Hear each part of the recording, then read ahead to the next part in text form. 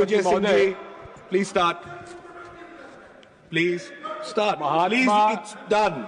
Please start, sir. Mahatma Gandhi NREGA Honorable start.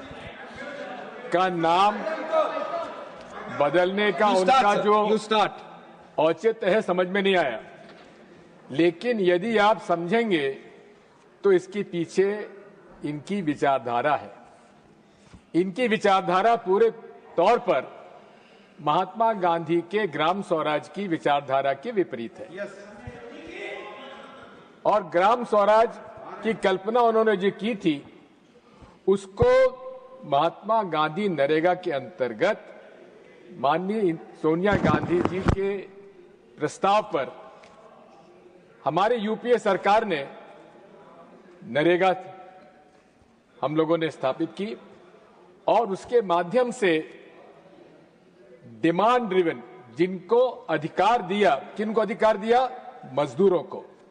और वो मजदूरों को अधिकार मिला कि आपको जहां आवश्यकता है काम की, आप मांग कर सकते हैं। और ये उनको गारंटी थी कि 15 दिन के अंदर वहां काम चालू हो जाएगा, अगर नहीं हुआ तो उनको कंपनसेशन दिया जाएगा। ये भावना थी जिसको इन्होंने उसमें डालने का प्रयास तो जरूर किया है, लेकिन इनकी मानस जो स्थिति है और जो इन्होंने फंड्स एलोकेशन किया है, माननीय वित्त मंत्री जी का जो प्रस्ताव है, इसमें फंड एलोकेशन तो नहीं है, लेकिन 90% जो पूरी मजदूरी अनस्किल्ड, सेमी स्किल्ड और स्किल्ड लेबर की केंद्र सरकार देता था, अब राज्य सरकारों को भुगतना पड़ेगा। मैं अनुरोध करना चाहता हूं कि ये भाजपा की सरकार मूल रूप से मजदूर विरोधी है। आप यदि देखेंगे तो इन्होंने 44 कानून मजदूरों के समाप्त करके लेबर कोड लाए और वो लेबर कोड में यहां तक कि ट्रेड यूनियन बनाने का अधिकार भी उनसे छीन लिया गया। अब साथ मैं आपसे निवेदन करना चाहता हूं कि ये पीक सीजन की बात करते हैं, पीक सीजन बचा कहां है?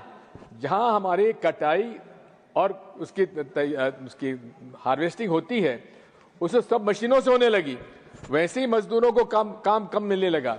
इसलिए जो 60 दिन का उन्होंने जो लगाया रोक, वो बड़े बड़े किसानों को सस्ता मजदूर मिले, इस कारण से उनको लगाई गई है। इसका हम विरोध करते हैं।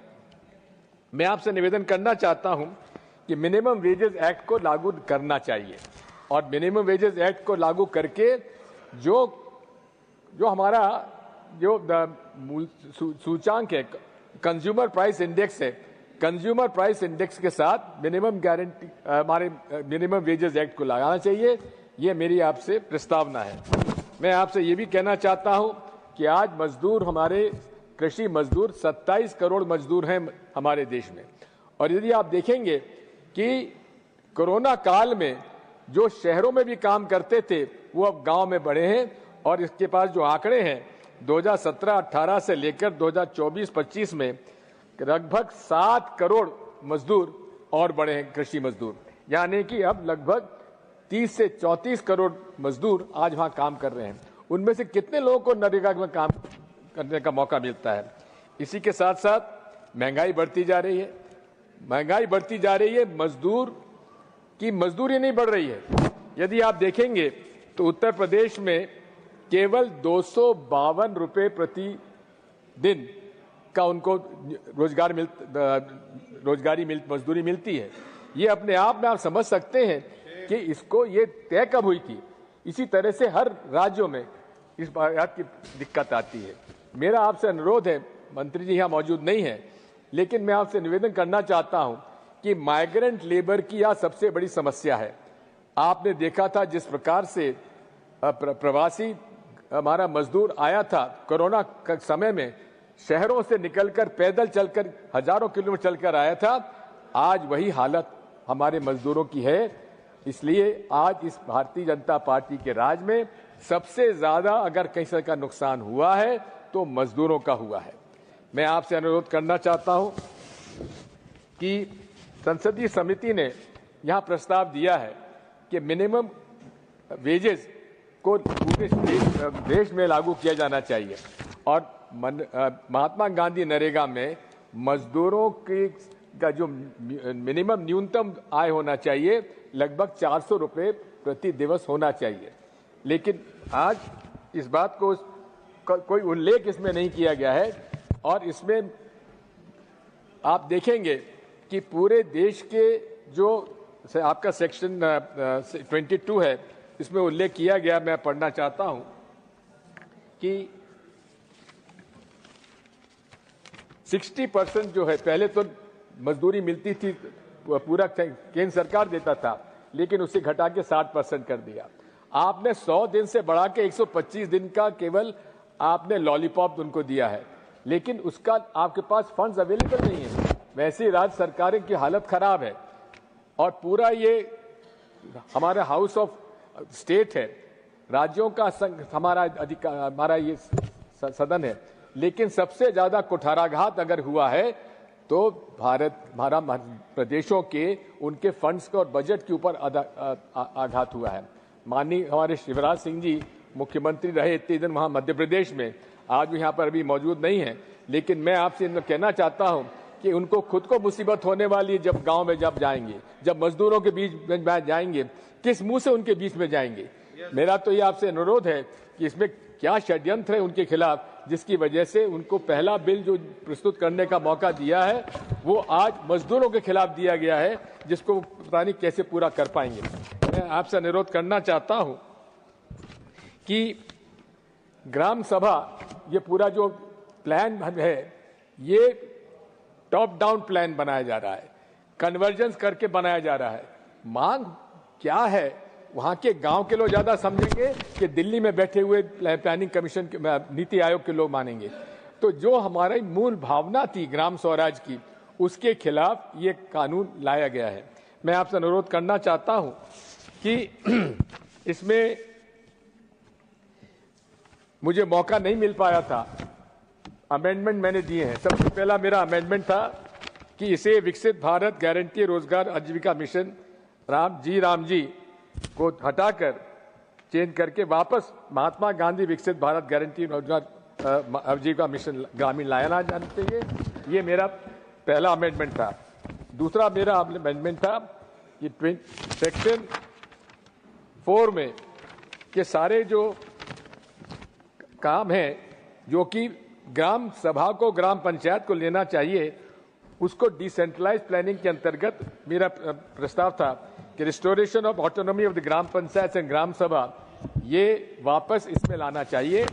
और साथ में सेक्शन 4 सबसेक्शन 5 और 6 central government shall provide adequate fund to states to meet full demand, this is मेरा उसको प्रस्तावित है for employment arising under this act in financial year where expenditure in state reaches 90% of funds released for financial year, the additional demand for employment exists.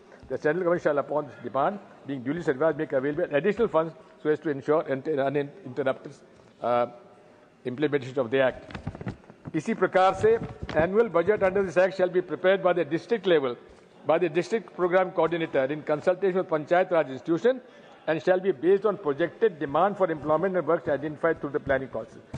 ना कि top down जो विकसित इनका budget बनाया जा रहा है, किसके माध्यम से बनाया जा रहा है, कहां बनाया जा रहा है, इसकी कोई जानकारी नहीं है। इसी के साथ साथ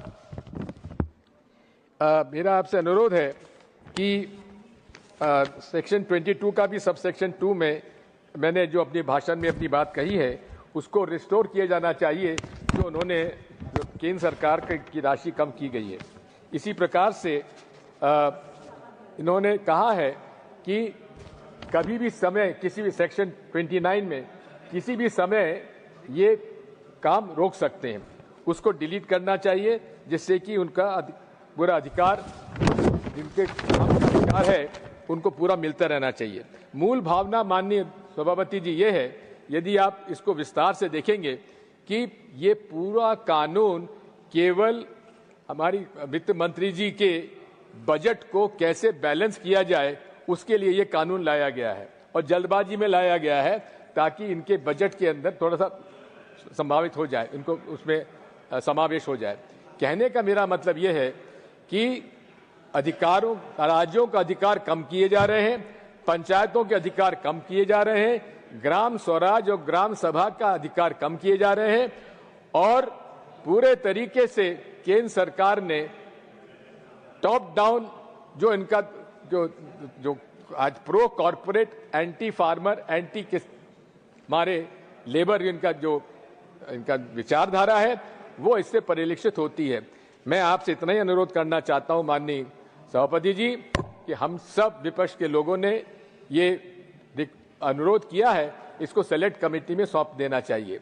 ये भी एक अजीब बात है कि जो भी इतना प्रभावशाली कानून जो कि गांव-गांव तक सीमित चला प्रभावित करता है, हर गांव में आज मजदूर हैं, उन सबको आज ये प्रभावित करता है, लेकिन उसके बारे में किसी से चर्चा नहीं हुई है।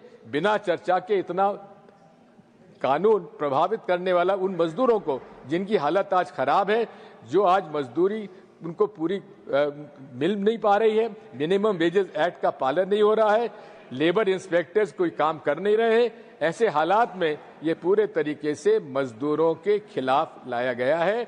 और न केवल मजदूरों के खिलाफ है, ये प्रदेश के राज्य सरकारों के बजट पर भी भारी भार पड़ने वाला है और महात्मा गांधी की विचारधारा के पूरी तरीके से विपरीत है। इसलिए इसको तत्काल या तो आप वापस ले लें या इसको सेलेक्ट कमेटी में सौंप देना चाहिए। ये मेरी आपसे प्रार्थना।